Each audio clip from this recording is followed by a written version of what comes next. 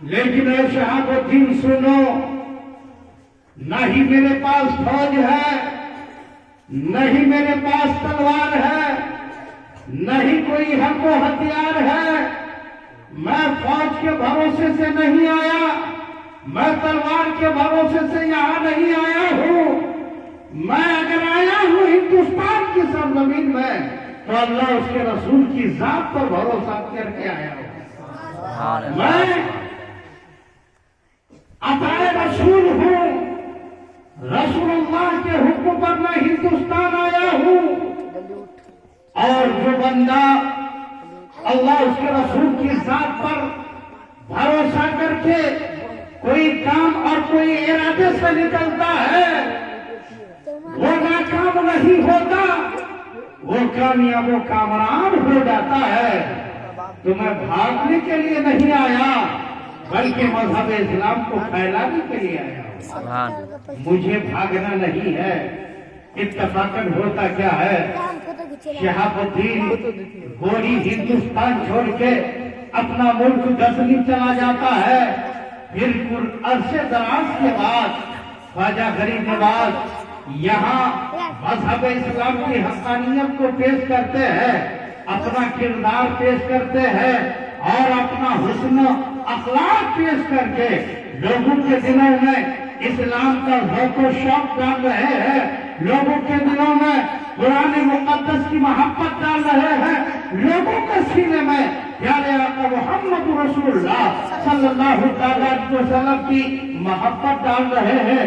اب حال کیا ہوا، کچھ عرصے کے بعد پھر جو ہے خواجہ غریب نواز جو ہے ان کے خواب میں آ جاتے ہیں، اور گوری کے خواب میں آ کر کے شہاب الدین گوری کے خواب میں آ کر خواجہ ہنزل ولی یہی کہتے ہیں کہ اے بادشاہ، اب کیا تم ہندوستان فتح کرنا چاہتے ہو؟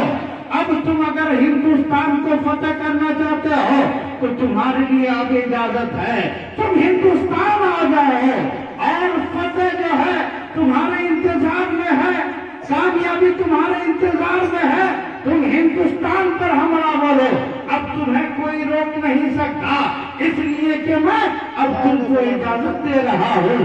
تاریخ شاہد ہے، شہاب الدین گوری نے پھر جب دوسری بار حملہ کیا ہے تو یہی بھارت کی سرزمین ہے۔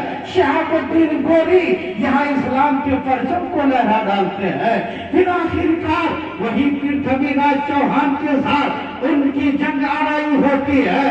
پرتھوی راج چوہان کو جو ہے قتل کر دیا جاتا ہے۔ قتل کرنے کے بعد پھر یہی شہاب الدین چاہا کہ اپنے اجمیر میں داخل ہو جاؤ۔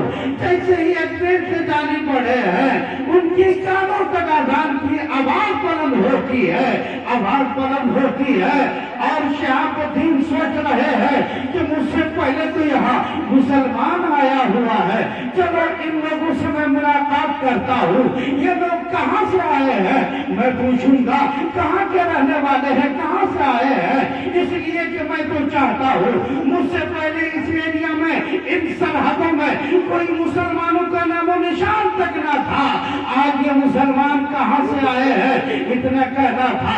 اذان کی آواز سن کر یہ شہاب الدین ان لوگوں کے پاس جاتے ہیں، تب تک دیکھ رہے ہیں کہ نماز کے لیے جو ہے صف بندی ہو جاتی ہے، صف لگ چکی ہوتی ہے۔ شہاب الدین نے چاہا چلو فرض نماز کی ادائی ہو رہی ہے، میں بھی فرض نماز پڑھ لوں۔ پھر کیا ہوتا ہے، فرض نماز کے لیے شہاب الدین گوری کی بھی جو ہے صف بندی ہو جاتی ہے۔ جیسے ہی نماز سے دعا فارغ ہونے کے بعد امام سلام پھیرے ہیں، سلام کے بعد جیسے ہی شہاب الدین گوری کی نظر پڑتی ہے تو وہ کوئی اور بزرگ نہیں تھے جو خواب میں آئے تھے، وہ خواب میں خواجہ ہنزل ولی خواجہ معین الدین چشتی کی ذات آئی ہوئی تھی۔ وہی بتا رہے تھے کہ تم اب ہندوستان پہ حملہ بولو، تمہیں فتح میسر ہو جائے گی، تو وہ کوئی اور بزرگ نہیں، وہ خواجہ غریب نواز کی ذات تھی۔ شہاب الدین سمجھ گئے کہ یہ فتح جو ہے واقعی میں یہ میری فتح نہیں ہے، واقعی میں یہ خواجہ غریب نواز کی فتح ہے۔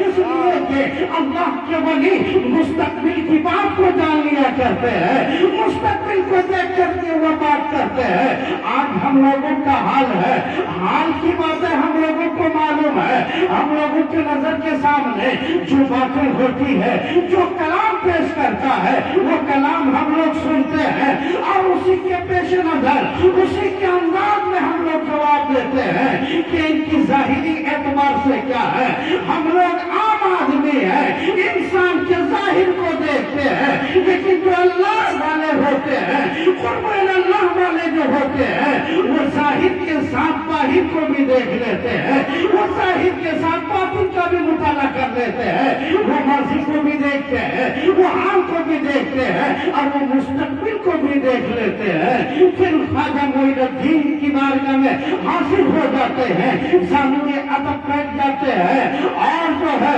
تمام ہر وہ ہتھیار ان کے سامنے رکھ دیتے ہیں اور اپنے سر سے جو ہے بادشاہی والا تاج اتار کر خواجہ غریب نواز کے سر پہ رکھ دیتے ہیں اور یہی کہتے ہیں کہ حضور مجھے اپنا مرید بنا لے، مجھے اپنا دیوانہ بنا لے۔ اور واقعی میں یہ میری فتح نہیں ہے، یہ آپ کی فتح ہے، اس لیے کہ خواب میں کوئی اور بزرگ کو میں نہیں دیکھا تھا جو مجھے بشارت دے رہے تھے، جو مجھے بتا رہے تھے وہ کوئی اور ذات نہیں ہے، وہ آپ کی ذات ہے۔ میں آپ ہی کو دیکھا تھا، آپ نے مجھے بشارت دیا تھا، جس کے کارن میں آج ہندوستان کو فتح کر لیا ہے۔ یہ واقعی میں یہ میری فتح نہیں، در اصل حقیقت میں یہ آپ کی فتح ہے، اس لیے تاج جو ہے آپ کے سر پر میں نے رکھ رہا ہوں کہ واقعی میں اگر ہندوستان کا کوئی راجا ہے تو کوئی اور نہیں، یہ آپ راجا ہے، آپ راجا ہے۔